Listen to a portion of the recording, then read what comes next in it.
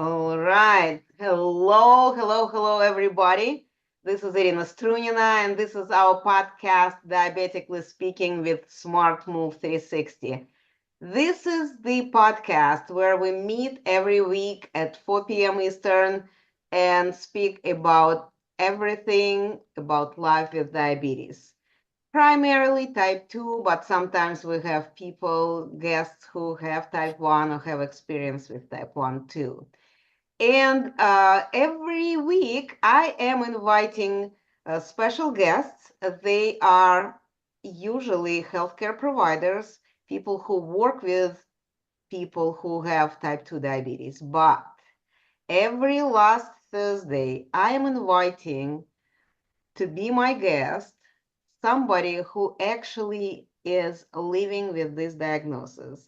People have different experiences, people have different stories, people have different histories, and I would like to give them a chance to talk about it. So the ones who are listening, the ones who are finding our podcast and have a chance to listen to those stories, they know that they are not alone. There are other people who also found themselves with this diagnosis, and uh, there are different stories, and we are here to help you any way we can. So today is the last Thursday of the month. It is the Thanksgiving of November. And my very special guest today is one of our very active people in the Facebook group.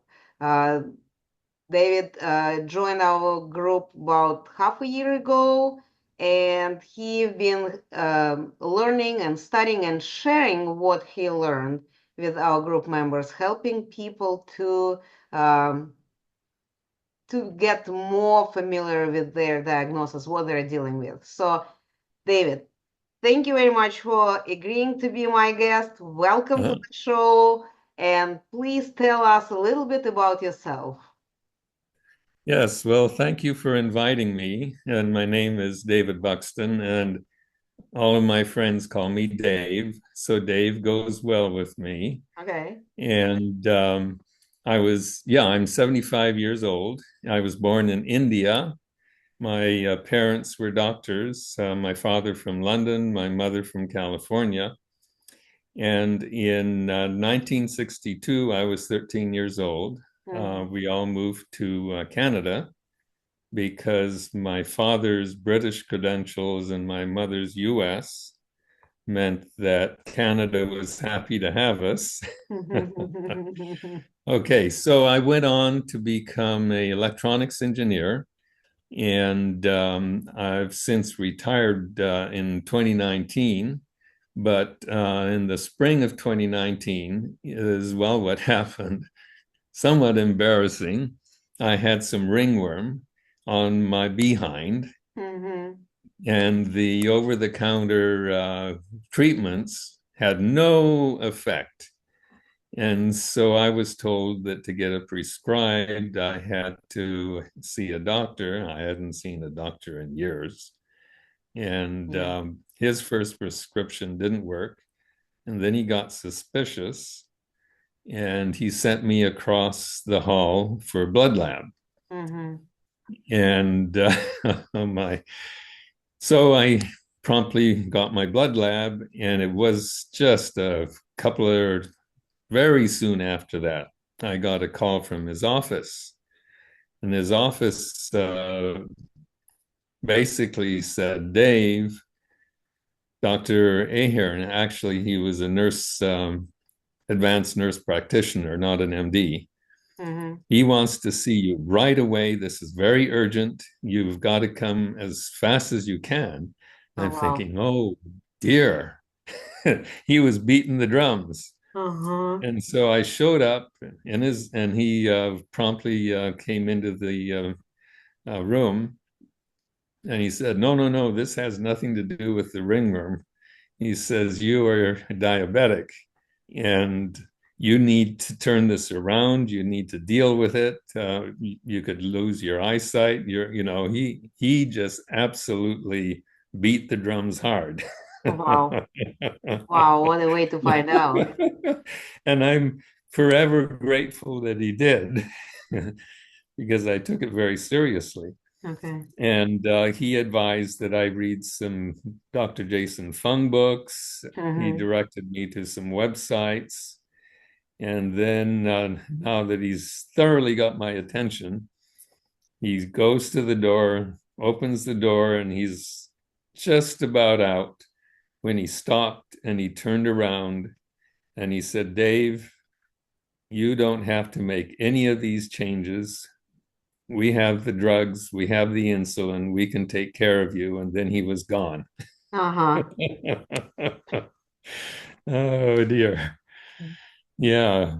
Okay, so you have any further questions? Yeah, of course. So do you remember what was the A1C when you got diagnosed?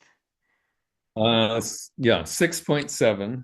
Oh, so it wasn't that bad. So I wasn't way up there. Right, Uh-huh. right. And Yes. then 3 months later, I had an A1C and I was a 6.1. Okay. All right. Yeah. Did you take those drugs or you started making life No, no. changes? He gave me a prescription for metformin. I took it for 2 days and then I quit. I Okay. didn't even ask permission. All right. Oh All dear. right. Yeah. Yeah. So basically, I had grown up at my mother's table, Mm-hmm.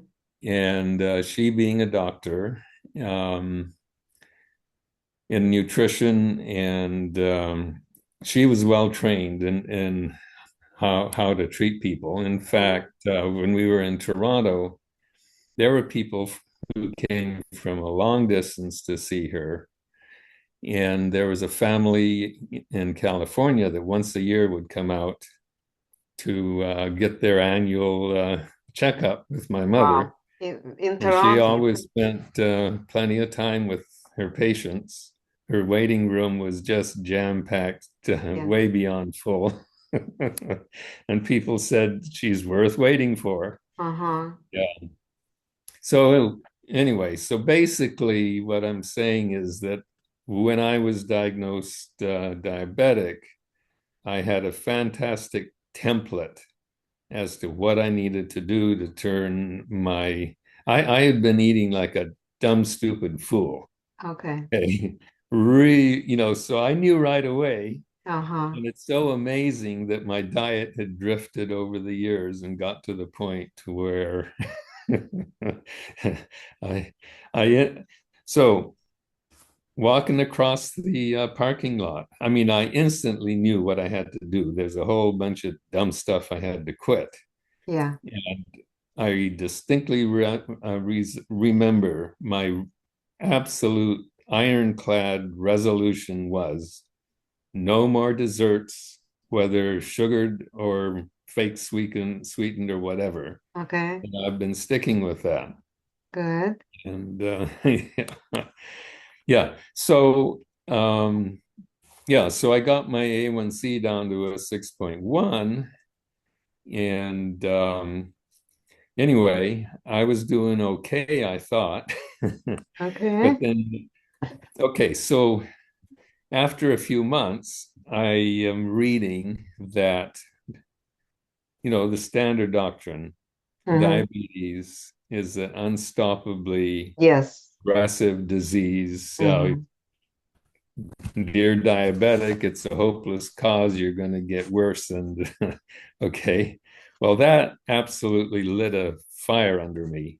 Mm-hmm. I just, my top number one over the horizon obsession was to make sure that my diabetes didn't progress any farther. To prove them wrong. To prove them well, for my sake especially. Yes. And I was able to get okay, so at that time, I totally assumed that CGMs were not available because I wasn't on insulin. Mm-hmm. Yeah, I didn't know any better. Anyway, I was able to get a consult with an endocrinologist. Yes. And I had typed up a bunch of notes and questions and had it all like, this is what I want to know about. And I was absolutely making it clear that I was there because I wanted her expertise Mm-hmm. to help me understand if there was anything I was possibly doing that could be making my beta cell performance get worse. Yes. Okay. And frankly, I had her frustrated Mm-hmm. because she was totally clueless about how to stop this thing. And several times during that meeting, she said, Dave, don't worry about it. We have the drugs, we have the insulin, we can take care of you. Don't worry about it. Mm-hmm. And then 15 minutes later, I heard it all over again. Now, the one big positive out of that was when the meeting was done, she's going out the door. She says, please wait. She came back from her office and handed me a Dexcom G6. She said, Okay. I think you'll enjoy using this. And then she was Uh-huh. gone. Oh, this is what I've heard. This is what I've heard that very often endocrinologists have them in their drawer. And at least Yes. the first one they could give to you uh, to try to see. I just know, and I've heard from some of the patients and their doctors that some patients are going so um, anxious about all this, and they cannot stop scanning and looking at the numbers, and it really aggravates the situation. They are stressing out so much that it's better Mhm. don't know it. It's better to have it checked, in a much slower pace. So this is something that I've heard. You're in Canada right now, right? No, Or no, no, no. you're already in the My States? by Because the time Yeah, by the time I got done with engineering school, got my degree, I ended up getting a job at Tektronix in the state of Oregon. okay. And that's where I retired, about 45 years later. All right. Right. I just spoke with one of the our group members, and she is in Canada, and she was telling that in Canada to get CGM is pretty easy compared to what sometimes people in the United States have to go through. Right, right. But okay. Yes. Yeah. So interesting. So my G6 uh, relative to my finger stabs Mm-hmm. was 20% high. Yeah. So I called up the Text. help desk Uh-huh. and I said 20% high. I says I have to wait until I load it into the computer, into Excel, and I do my analysis and I do my calibration there. But I have to wait until I have the data crunched in Excel. Uh-huh. I says 20% is kind of miserable. And oh, no problem. We'll send you out a replacement. Out Okay. came the replacement and it was doing 20% high. And I called, and that time they sent me two. So I went through a whole series of G6s essentially for free. Yes. And now understand, being an engineer, this was total fun for me. I was loading the data into Excel. I was plotting the graphs. I was calculating the A1C. I was having as the endocrinologist predicted, I was having a lot of fun with this data. Uh-huh. So when my Dexcoms finally ran out, Yes. I sent a message to my primary care. I said, are you able to prescribe a CGM? Mm-hmm. And it wasn't long before I got a message back. I have sent the prescription to your pharmacy. Perfect. Perfect. So back then, um, CGMs were paid for. You didn't even have to be diabetic. Uh-huh. Okay. January 1 is when Medicare said, no, no, we're not going to pay for them unless you're on insulin, etc. Yes, okay. Yeah. So right Right. now, but right now you probably don't even need the CGM. You already have all your data carefully examined, analyzed, and you know what you are doing, right? Well, yeah. Okay. So for several months, a long time, I was running CGMs back to back. I was Mhm. loading Excel um, graphs and all kinds of stuff, and the calibration processes that I did in Excel. But I reached the point where I said, I've got a pretty good idea what works, what doesn't, what's going to go over the top. Yes. And so I go through maybe six or so per year. When I go out to Ohio to see the twins, when we're on a road trip, and once in a while for a tune-up. But yeah, Mhm. I'm no longer doing CGMs back to back. Yes, what I've heard, recommendations that I've heard is to once you already learned about your body, once you already learned about how you react on different triggers, um, you don't have to do this like constantly worried, but it's recommended to check your reactions periodically because you may be losing weight, you may be exercising and gaining, some muscles, you may be adapting to new, diet style. And I don't like to say diet, but rather the style of eating or cooking, or maybe you have some Mhm. different, happy or not so happy situation, stressful situation in the house.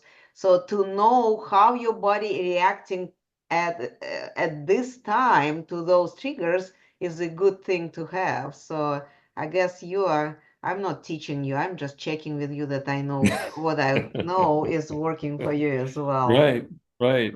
Yes, I'm agreeing with you. Okay, okay. Now let me ask you this question. While you were putting together all the graphs, all the information, making some conclusions for yourself, what was your biggest aha moment? What was your biggest surprise that you was not prepared for? Well, I'm trying to think, and suddenly a thought came to me, Okay. and I had just put on my first CGM. I had waited, I think it was 2 hours or whatever it was, and I had gone to a farmer's market Uh-huh. down in town, and I had picked up a Giro, and I didn't think that was any big deal. Mm-hmm. And so now my CGM's going, and I'm checking up on it, Okay. and it's like, good grief, just that little bit of food is shooting my glucose so way up there. Oh, It wow. just like, Dave, you're going to have to cut back on your diet some more. Okay. Okay. Right. So, do you understand correctly that the surprise is that this CGM, this device, is actually very responsive, and you could have this readings very fast. And of course, we all know that the most important thing is it could skyrocket in this period of 2 hours. The most important thing to come back to where you were before you started eating, right? But it's Yeah. probably scary to see how far it will go. Yeah.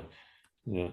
Well, what I've found is it's not immediate because the nutrients aren't getting into the portal vein for a while.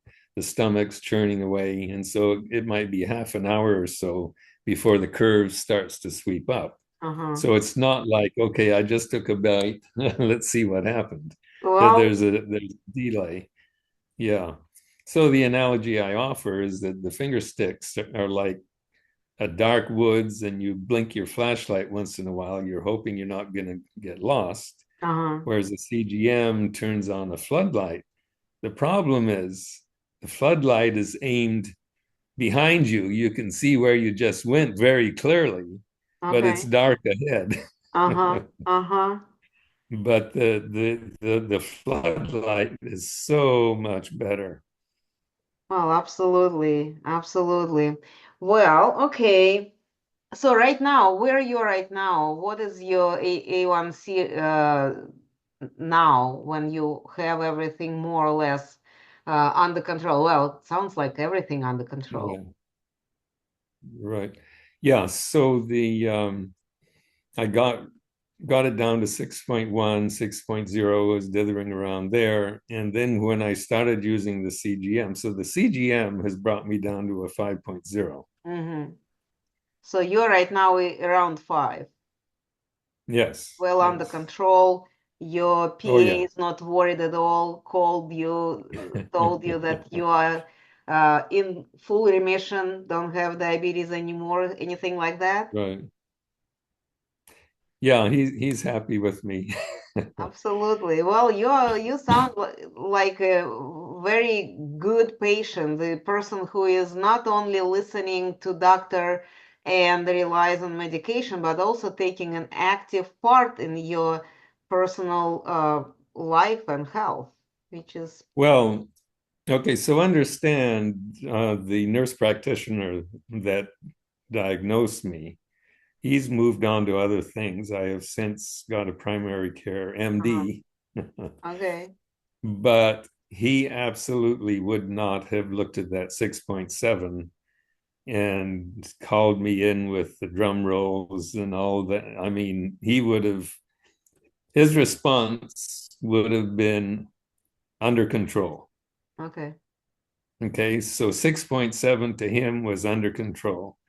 And Well, since I knew nothing about the A1C, mhm,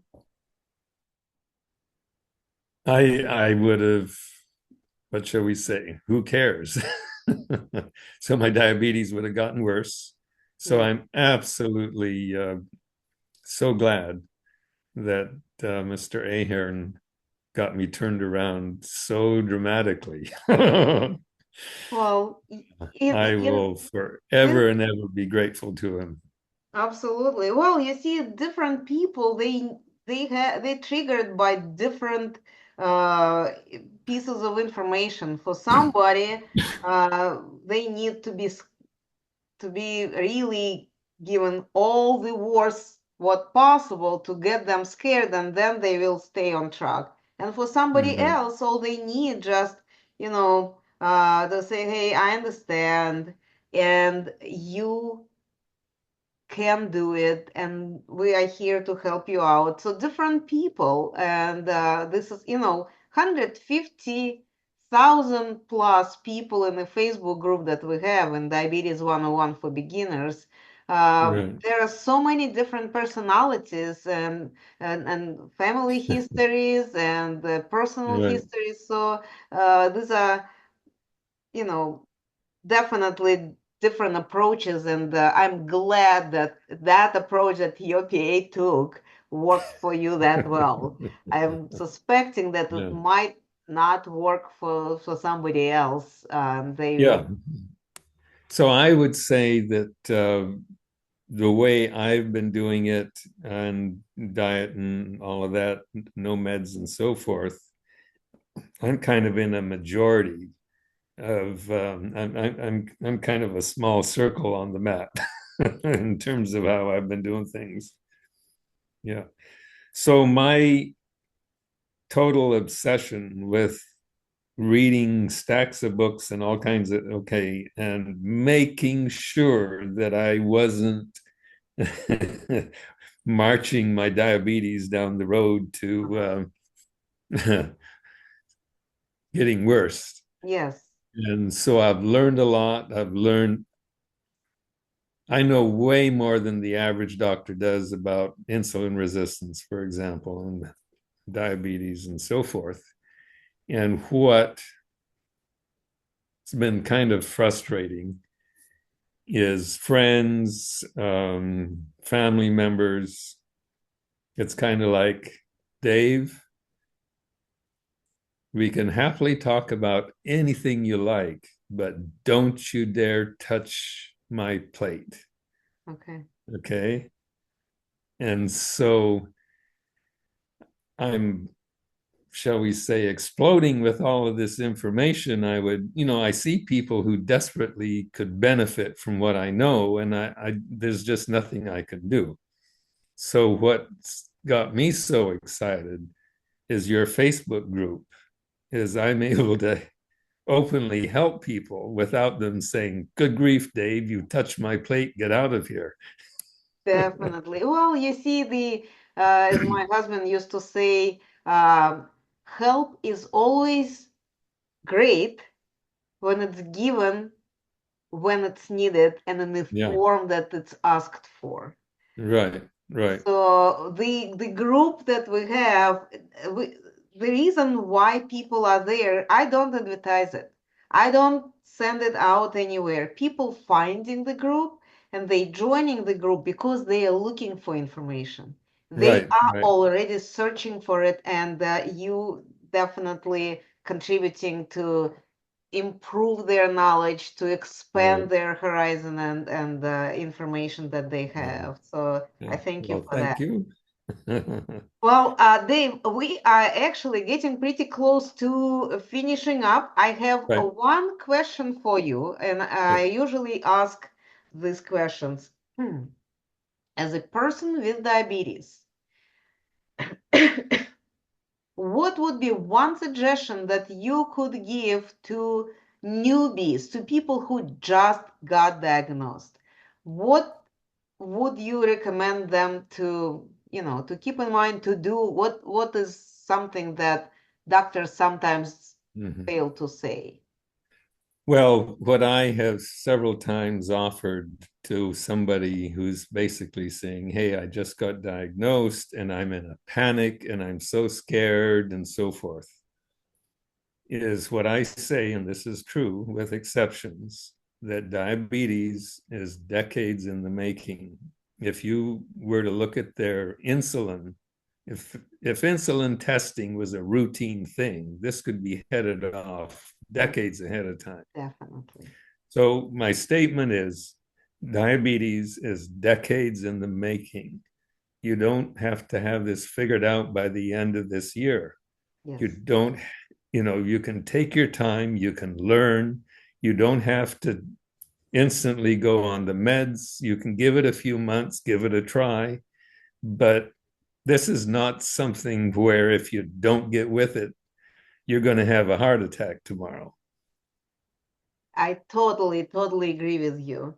And this is my also reaction when I hear that people are saying, I got diagnosed and now I don't know what to eat. I'm afraid to put anything in my mouth.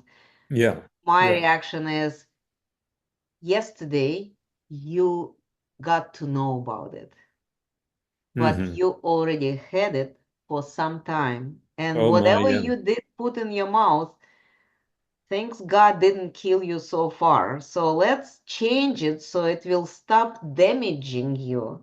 Right. Right. And we could, you could do some improvements, and it doesn't have to be all at the same time, but um, one thing at a time, just as long as you know what you're working for. Right. Exactly. Absolutely. Well, Dave, thank you very much for having this conversation with me. I Uh, really appreciate your time and you willing to help, as you said. I think you need to start writing a book because because you have so much information and you could really help someone with this kind of like set people who have similar approach to life, that things have to be systematized and organized in a certain way, and those people will definitely benefit from what you already learned. mhm. So think about it. Well, thank you. Well, Right. we will finish up today. I want to remind everybody who is watching us. There are a couple things that I would like people to know when they join our group, that we have on Tuesdays our Telenurse Tuesdays, and this is when our nurses are going on in the group and they answering your questions. So when you see this banner, please type in your questions. I know that our nurses are there to answer those.